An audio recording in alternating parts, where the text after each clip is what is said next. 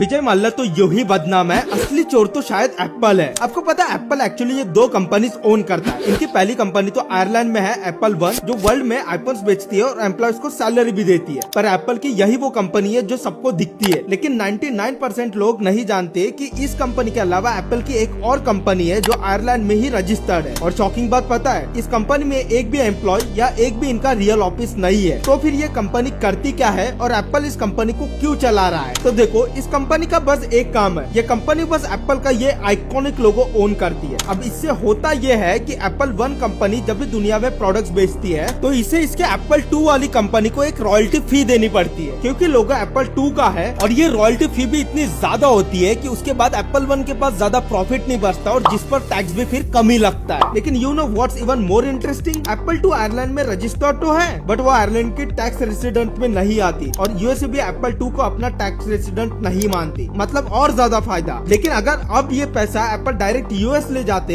तो इन पैसों पर यूएस टैक्स लगता और आयरलैंड से डायरेक्ट टैक्स फ्री जगह जैसे कि बरमुडा पर भेजना अलाउड नहीं है। इसीलिए भाई ये दिमाग वाले एप्पल ने बीच में ही एक डच कंपनी को घुसा दी, जहाँ से पैसा बिना टैक्स लगे बरमुडा तक ये लोग पहुँचा देते हैं। और इस तरीके से एप्पल जो बिलियंस में पैसा कमा रही है वो ऑलमोस्ट 0 टैक्स भरती है। और इसे ही double Irish with a Dutch sandwich के नाम